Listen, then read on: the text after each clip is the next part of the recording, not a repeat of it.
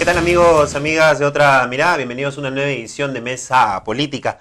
En esta oportunidad, como medio de comunicación, nos toca hacer un balance de lo que ha sido este año 2017 en el ámbito político, el ámbito económico, el ámbito social, qué es lo que ha venido ocurriendo durante todo este año desde que se inició el verano con el fenómeno del niño costero, el escándalo de corrupción del caso Lavallato que tiene involucrados a varios políticos en nuestro país y cómo esto también ha repercutido, ¿no?, en el aspecto económico y en la reacción social de la gente frente a estas situaciones. Para hablar sobre ello estamos con Nicolás Lynch, él es sociólogo, analista político, y con Gonzalo García Núñez, ingeniero, economista también, que nos van a dar algunas luces respecto a lo que ha venido ocurriendo este año.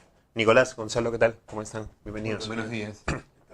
Empecemos un poco con la crisis que nos tiene hasta el momento embuidos en una situación política bastante alarmante. Este caso de Lavallato y cómo ha implicado a los diversos líderes políticos, la reacción que ha habido desde el bando o desde el grupo fujimorista, perdón, frente a esta situación y la reacción que ha habido también desde el gobierno con un presidente que ha estado timorato y que ha tenido que, entre comillas, confesar que realmente sí ha trabajado para una consultoría de la empresa, ¿no?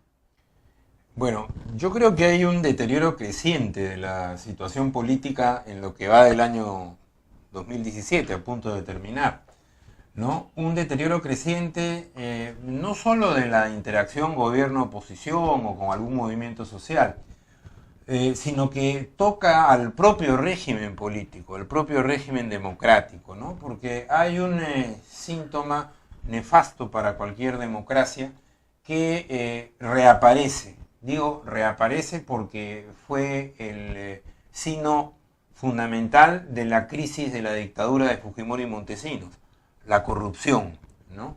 Cuando se produjo la transición del año 2000, tuvimos la esperanza de que íbamos a tener un nuevo comienzo que sí iba a estar marcado por algo, era por la limpieza en el manejo de la cosa pública, que permitía que las diversas alternativas democráticas compitieran, ¿no?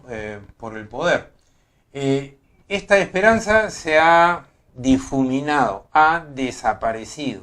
¿Por qué? Porque el régimen no ha sido capaz de superar ese karma que hereda de la dictadura de Fujimori y Montesinos, la corrupción. La corrupción vuelve a aparecer y atraviesa el conjunto del espectro político, ¿no? Y yo creo que la corrupción está ligada a un hecho fundamental, ¿no? Y es que si bien la transición permitió volver a tener gobiernos elegidos, no cambió el modelo económico, que es un modelo económico que, entre otras cosas, produce y reproduce la corrupción. Porque es un capitalismo de amigotes, ¿no? Como decía el dictador Benavides,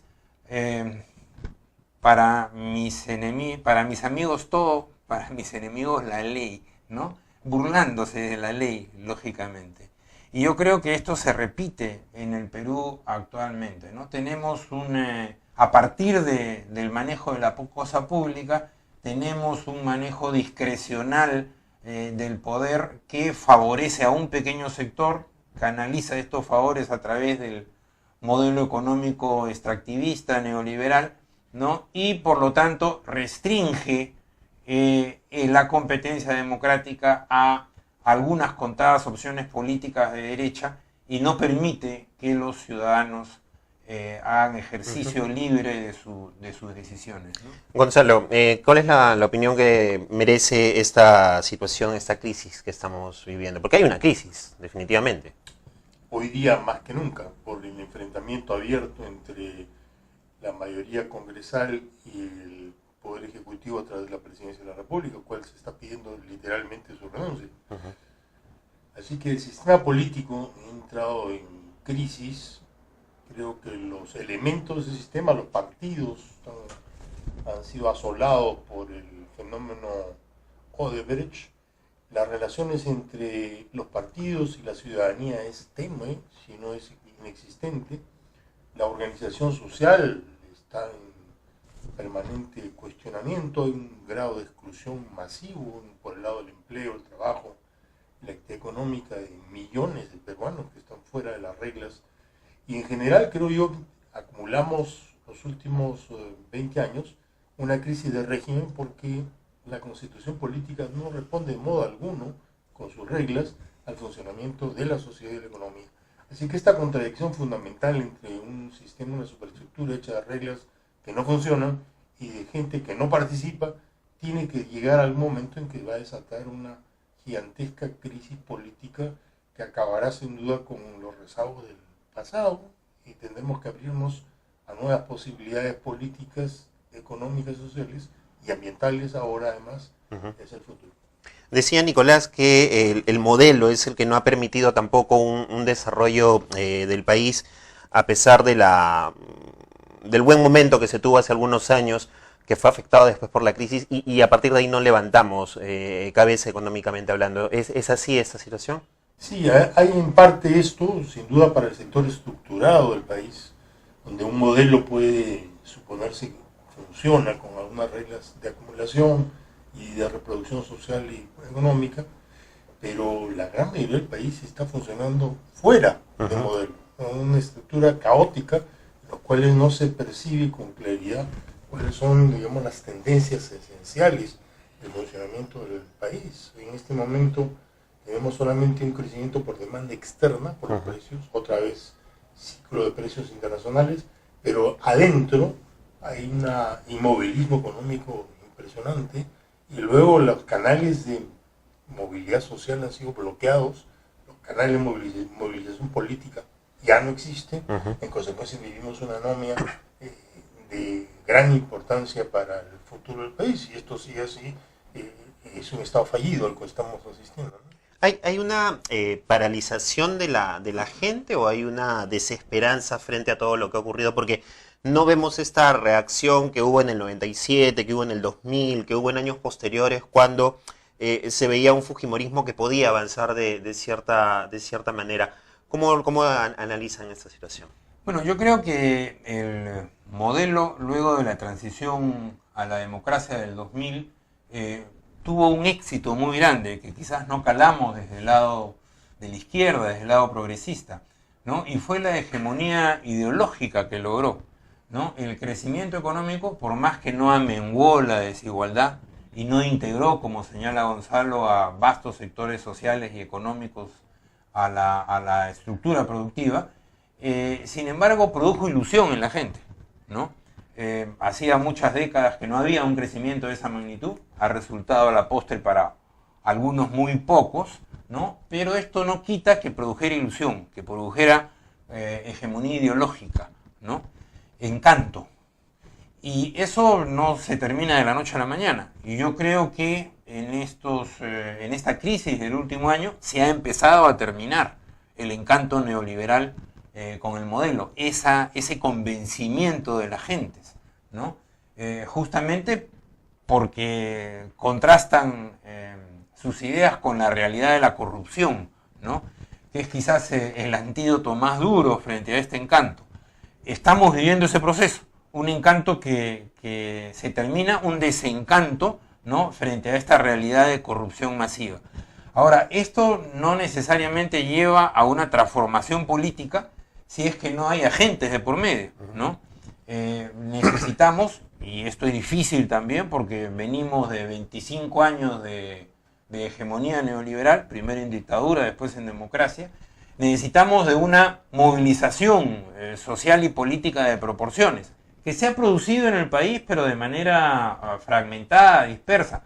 Quizás el último mensaje de esperanza lo hemos tenido con la huelga de los maestros en Lima, ¿no? Tuvimos 250.000 maestros recordándonos todos los días en la Plaza San Martín que había un pueblo hambriento que reclamaba, ¿no?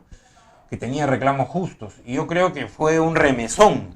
Pero eso que tuvo su último ejemplo en la huelga de los maestros, yo creo que podría volverse masivo, ¿no? En los próximos meses, si es que existe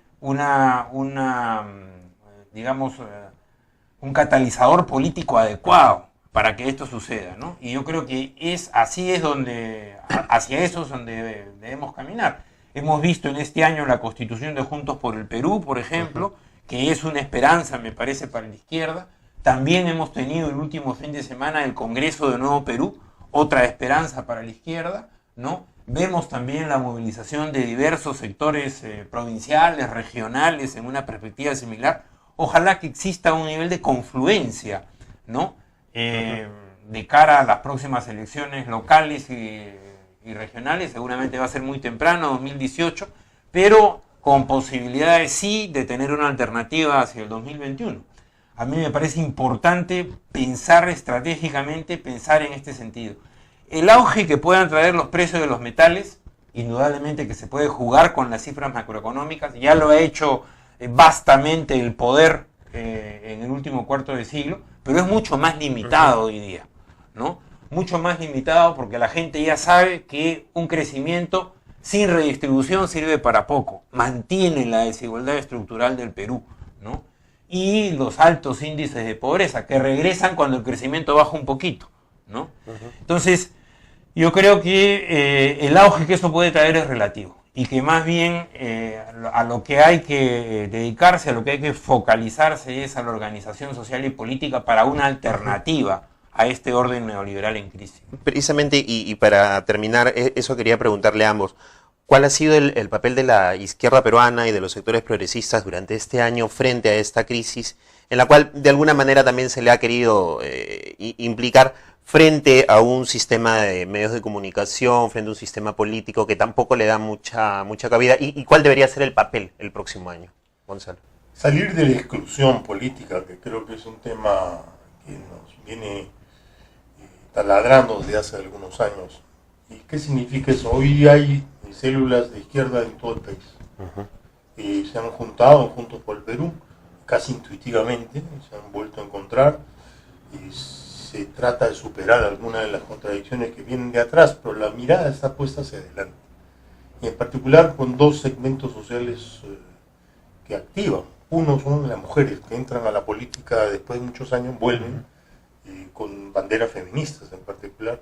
Y por otro lado los jóvenes, que traen sus modos obviamente nuevos de percibir la crisis y cómo encontrar la solución. Así que me parece que es una etapa de reflexión-acción que va a expresarse maduramente, creo, con una coalición lo más amplia posible, que incluye sectores de centro-izquierda, que no escatime, no encuentre enemigos en la izquierda, y que a través del bloque movilizador podamos reingresar al sistema político, que es una de las primeras tareas, y segundo, hacerlo positivamente, quiere decir ganando oposiciones que permitan mostrar con una gestión de nuevo tipo que somos una alternativa de carácter real para la gente.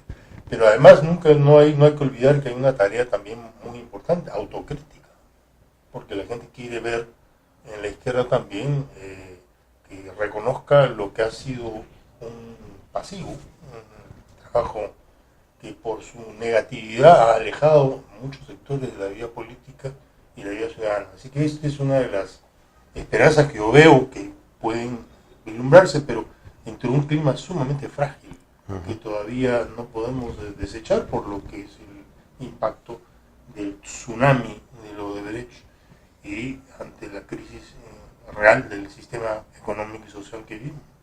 Nicolás. Un punto nada más. Yo creo que hasta ahora esta izquierda excluida no ha mostrado que tiene alternativas, ¿no?, para darle otro camino al Perú. Me parece que es muy importante subrayar este tema de una alternativa distinta al orden neoliberal que es posible en este país. Y no es por falta de elementos, no es por falta de conocimiento. Yo creo que es por falta de presencia en el momento político, en la coyuntura política, y por señalar con claridad un norte distinto. Con esta constitución es imposible salir adelante. Hay necesidad de otra constitución y hay necesidad de otra constitución que organice el poder de manera diferente. Este poder neoliberal va a reproducir desigualdad para siempre, porque necesita de la desigualdad para existir, ¿no? Es la desigualdad del Perú, la aguda desigualdad del Perú, uno de los más desiguales de América Latina. Creo que hay un solo país entre los 18 que mide el PNUD más desigual, ¿no? para poder continuar hacia adelante. Por lo tanto, hay que plantear un programa que señale una nueva constitución para una democracia distinta, ¿no? Que tenga como eje hacer una sociedad de iguales, de peruanos que sean económica, social y políticamente iguales. Yo creo que esa es la tarea y a eso hay que dedicarnos. Me parece que es el espíritu, además de la casa, de Otra Mirada, ¿no? Muy bien, Una Nicolás palabra, Gonzalo, muy breve. creo por que favor. pasar a la etapa de la problemática a la solucionática. Y si necesitamos afirmar soluciones concretas y objetivas para los problemas.